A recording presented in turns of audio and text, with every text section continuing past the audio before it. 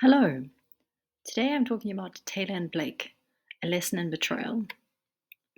To start off, I was really puzzled by the question, why do I care? This whole Justin Baldoni, Blake Lively fiasco, if I can call it that, seems to have captured my imagination to a degree that I'm a little bit ashamed of, if I'm completely honest.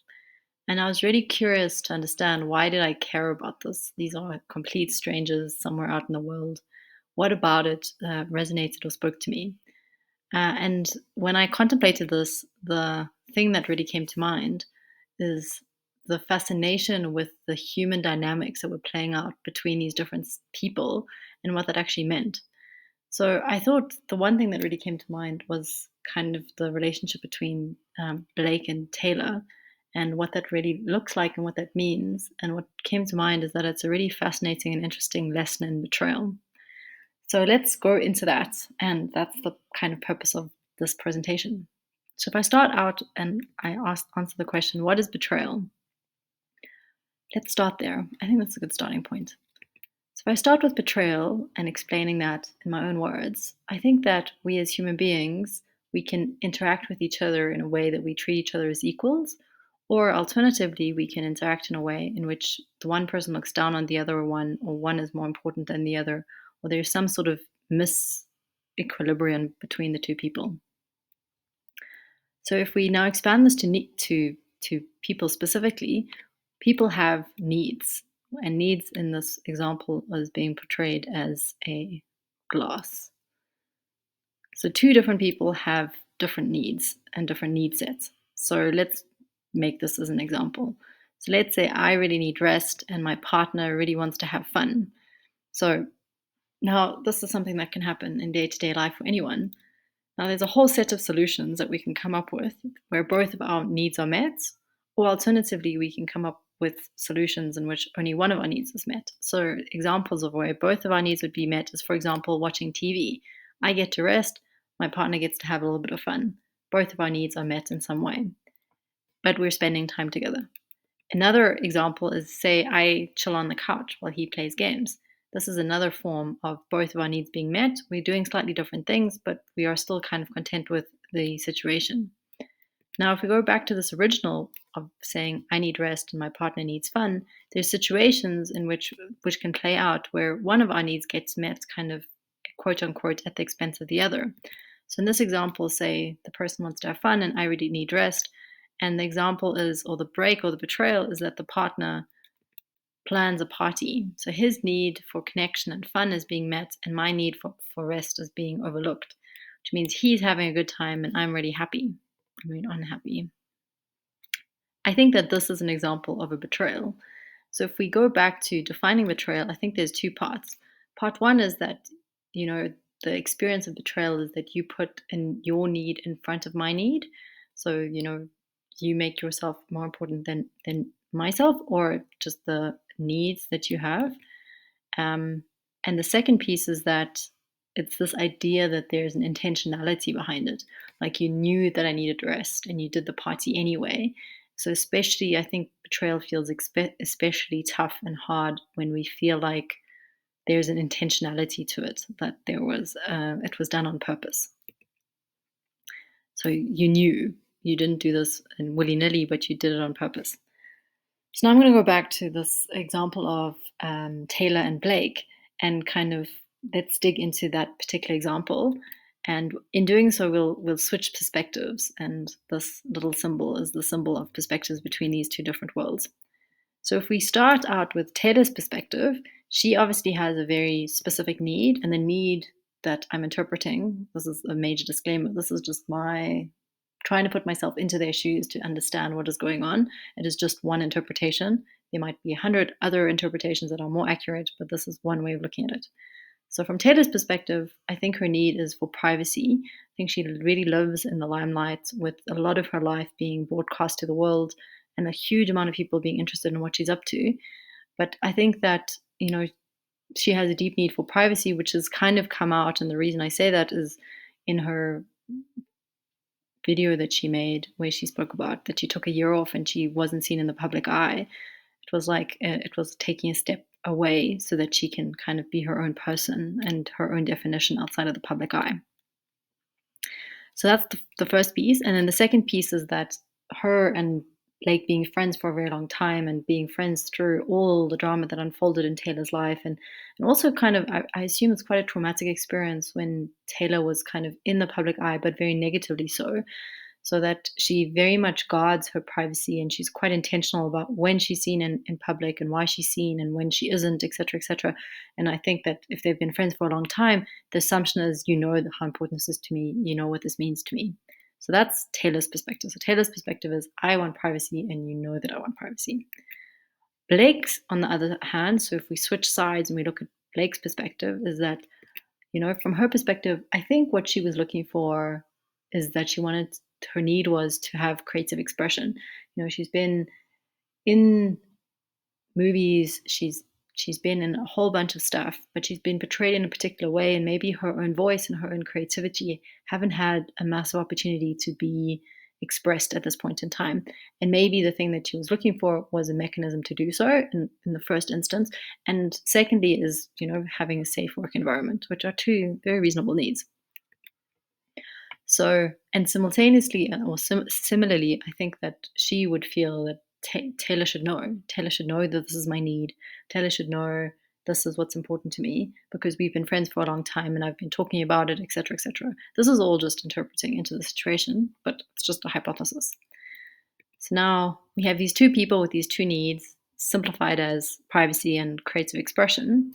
And now, if we switch back to Taylor's perspective, when Blake said in her message, I have two dragons, Taylor being one of them, and maybe as a way to make sure that she was heard and seen, and as a form of ensuring that her need for creative expression was met. I think from Taylor's perspective, that felt like a betrayal because Blake's need for creative expression was made bigger than her need for privacy. So if we switch that perspective to the other, and then the story can become, you used me. I can imagine that if you're in a major position of power, that it can become quite scary and that you can kind of worry, like, are people friends with me because they like me and they love me, or they're friends with me because of what I bring them and because of what I mean? And I think in these situations, it's like, one, you betrayed me because you didn't respect my privacy, but two, also I feel betrayed because I feel used. And those two things can feel very, very sore, I can imagine. If we switch perspectives now and we look at it from Taylor's perspective, from Blake's perspective, she might from her perspective think that, you're my friend and you're putting your need for privacy above my need for creative expression and safety. So in my time of need, you're abandoning me and you're not standing by my side and you're kind of letting me deal with all of this on my own. So the story very much becomes, you abandon me, which is very sore and painful from her perspective. So if we look at both of these perspectives simultaneously, it kind of really creates a breach between these two people. And I think what's really sad is that in the end, neither need got met. Taylor's need for privacy, Blake's need for creative expression and safety, all of those needs have ultimately not been met because of this breach, which is quite heartbreaking.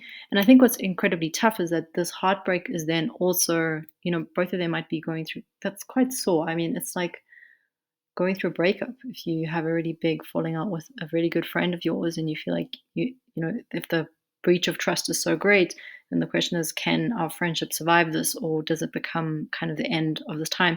And what's even harder is that this is possibly playing out in the public domain. So there we go.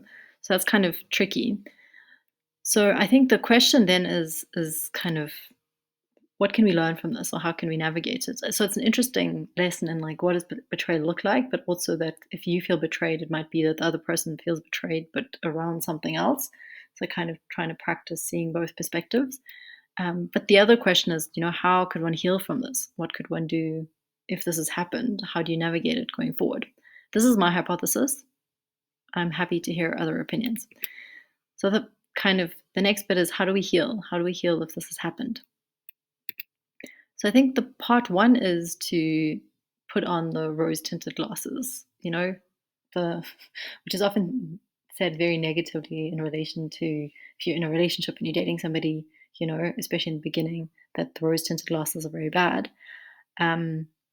But I think in this perspective or in this point in time, if this has happened, it's trying to see the other perspective from, or the other person from the kindest possible light that you can frame it from.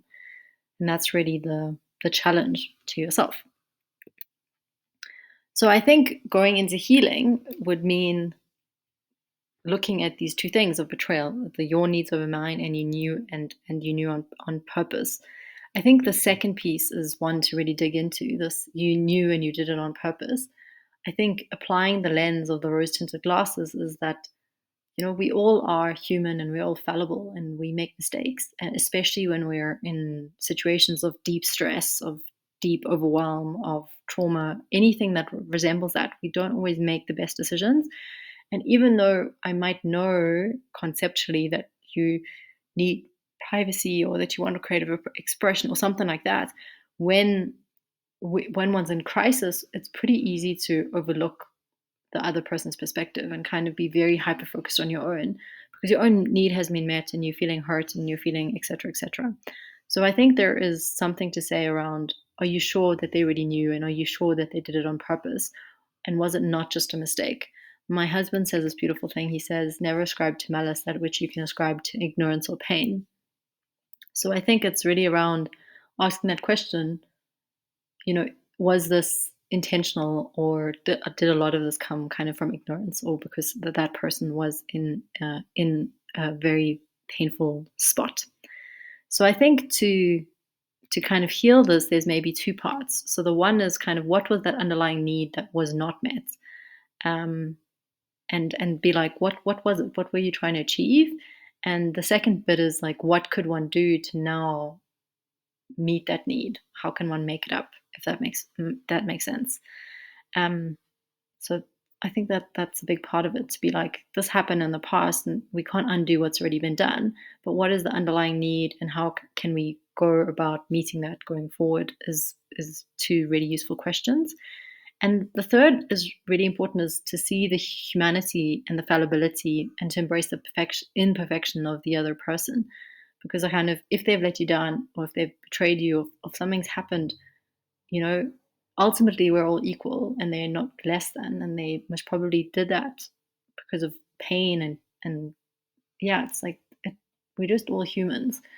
So sometimes what's been helpful for me is to remember, or to see, the way that other person behaved at some other point in time. I might have done the same thing, and then I can understand where I was coming from, and because I can understand myself, I can understand the other person. So it's really to see the humanity, the fallibility, and to embrace the imperfection of the other.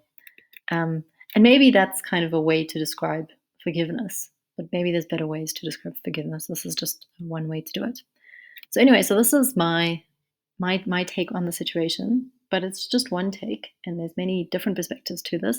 So I'm really curious if you agree, if you see something differently, or yeah, if you have other perspectives or other views to add. And yeah, if you liked this video, please leave some comments and tell me what to do differently next time, what resonated, what didn't. Would love to hear from you. Thank you for spending your time listening to this. I appreciate it. Have a lovely day. Cheers.